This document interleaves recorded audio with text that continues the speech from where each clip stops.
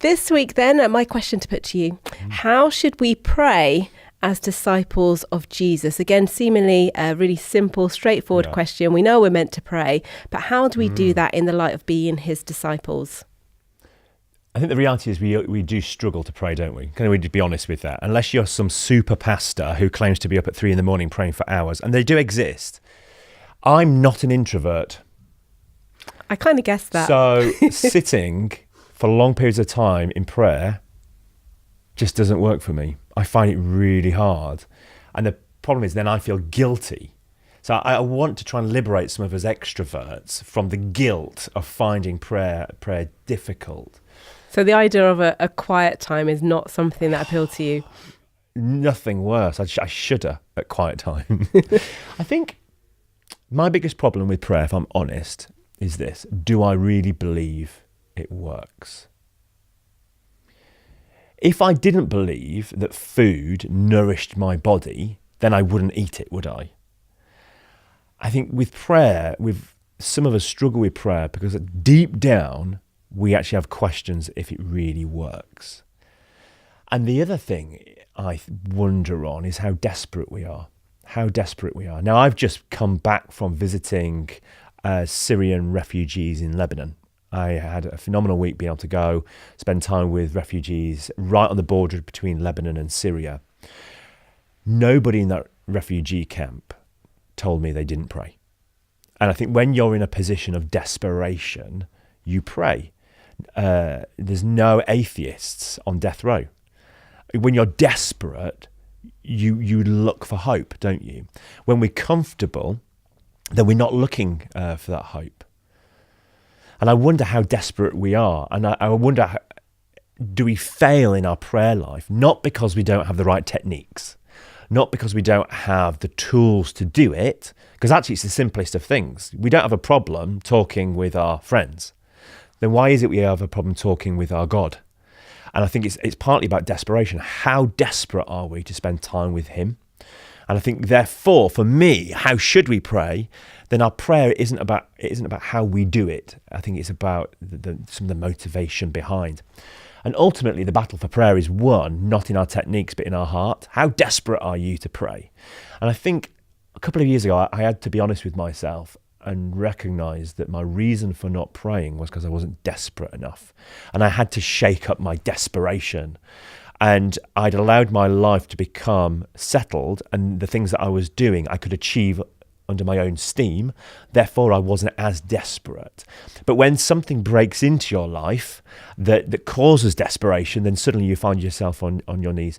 So I'm trying to allow others to be a mirror back to me, to show me what desperation really looks like. So, for example, going to this refugee camp was just incredible. My prayer life just changed as I realised if I'm not praying for my brothers and sisters who are in those situations, then I'm missing the gift they are to me.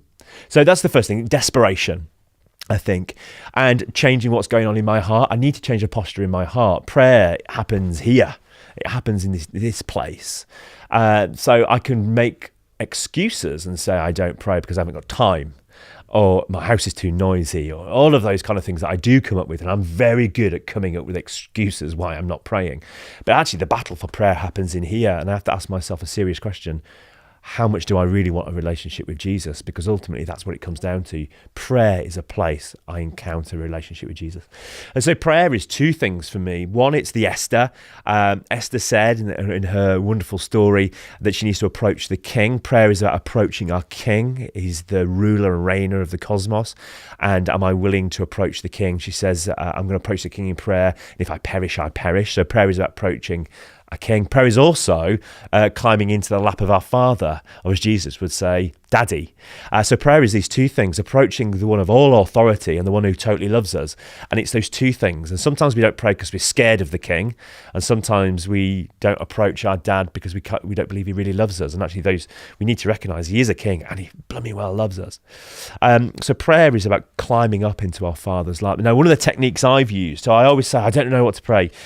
I started getting a simple A5 piece of paper, and every now and again I fold it into 7 strips that nicely fit in my pocket. and I then can pull this out on the tube. What I've done is I've given each strip a header. So this is my list. You might have a different one. One says family, frontline, health, persecuted church, neighbourhood, schools, MPs, doctors, your needs. And I simply write for the month the things I want to pray for under each of those headings. Then Monday is my family day. So I pray for my family on a Monday.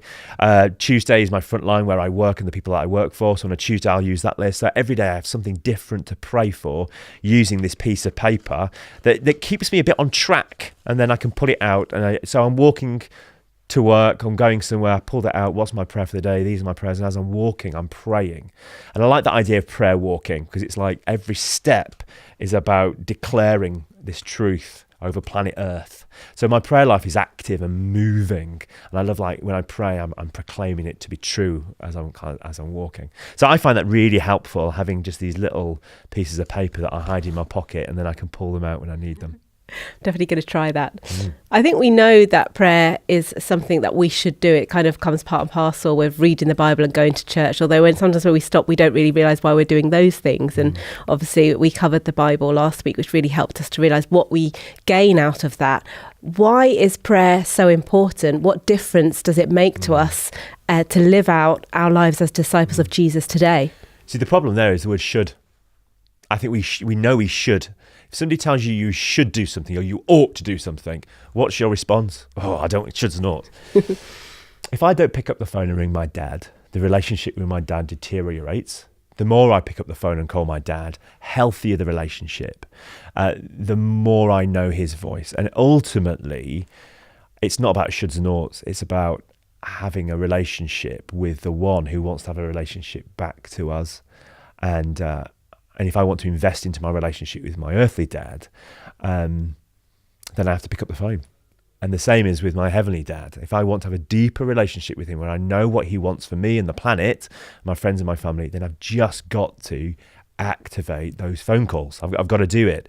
And so I try to make myself do lots of small calls rather than the monthly long call. You know, we ring our parents and you have either a long call or you have those quick 10 minutes regularly. And it's the regular ones that actually have deeper relationship. So I'm trying to force myself to have many shorter than one longer. Great, Chris, thank you once again. Again, if anybody wants to find out more, I'm sure many people are engaging with this idea of what it really means to live as a disciple today. Where can we point them towards? Yeah, come to wearemakingdisciples.com. You'll find loads of blogs and videos and interviews and those kind of pieces of content on there that you'll find really helpful.